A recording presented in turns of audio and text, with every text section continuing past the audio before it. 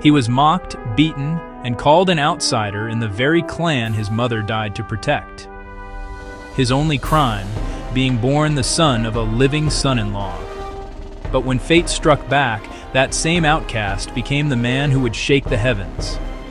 This is the story of Ian Zhang, the hero who turned humiliation into destiny.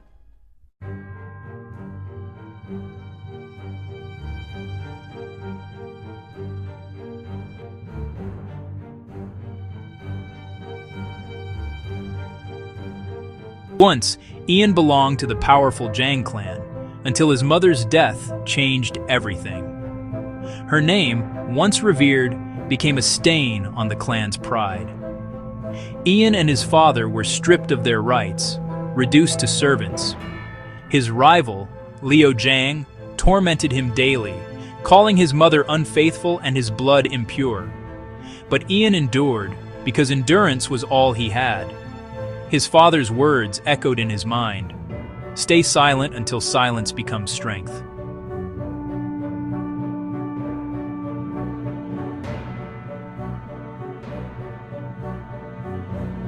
When the clan tested for martial power, Ian's quiet fury shattered the sky. While others barely moved the stone, his strike launched it 8 meters. Even the elders gasped. Such power shouldn't exist in someone they called worthless. But instead of praise, they answered with fear. Hide your power, his father warned. The strong burn first.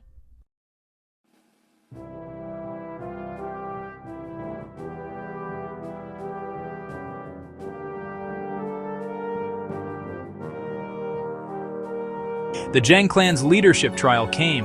Only pure-blood descendants could compete. Ian stepped forward, demanding his right through his mother's bloodline. They laughed. They told him to crawl if he wanted to prove himself. And under the jeers of hundreds, he got on his knees and crawled. The crowd saw shame. Ian saw strategy. Today I bow, he thought. Tomorrow, they'll kneel.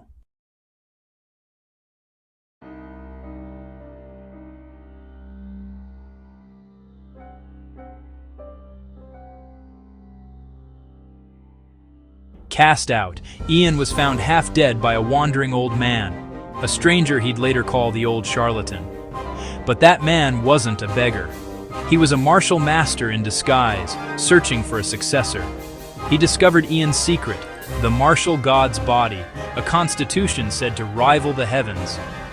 Under his training, Ian learned not to fight for anger, but for clarity. When he returned, his power burned quietly beneath the surface, and destiny was waiting with a cruel smile.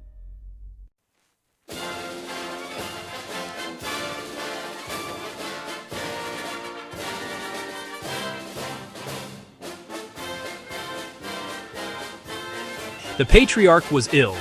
Liu Zhang was the obvious successor, rich, proud, cruel. When Ian entered the ring, the crowd mocked him again, but this time their laughter died fast. In one strike, Ian sent Liu crashing across the stage, the ground cracking beneath him.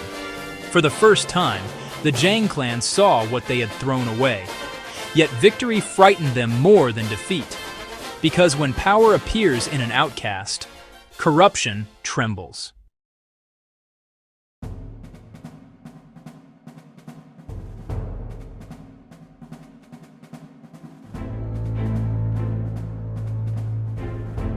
Moments after his triumph, the elders accused Ian of treason. They claimed he had colluded with outsiders, plotting to steal the clan's power.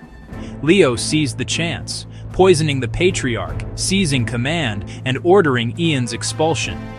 Bound and broken, Ian was cast out once again.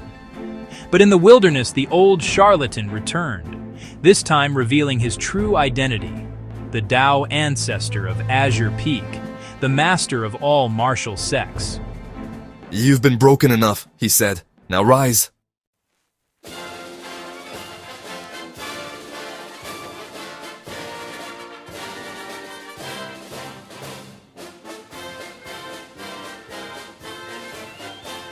Three days later, during Leo's wedding to Tanya, the woman Ian once loved, the heavens shook again. Leo mocked him in front of the guests, tossing him a bowl of dog food. Ian smiled, took a bite, and said, "Tastes great. Got any left?" Then, in one heartbeat, he unleashed the power they stole from him. Guards fell like leaves. Leo's arrogance crumbled beneath the fists of the man he'd once called worthless. When the smoke cleared, Ian stood tall. He had returned not for vengeance, but for balance.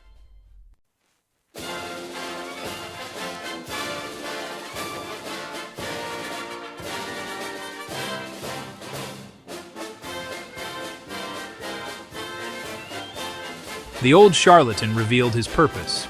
Ian wasn't just his student, he was the next Dao successor.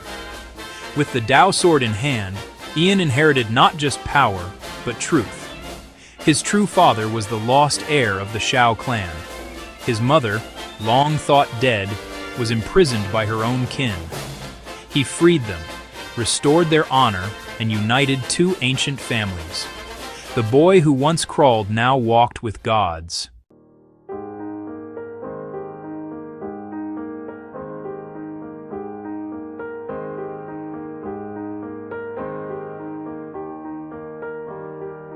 When peace returned, Ian visited Tanya one last time. "You once said I only liked you because you reminded me of my mother, but now I know. I love you." Then catch me first.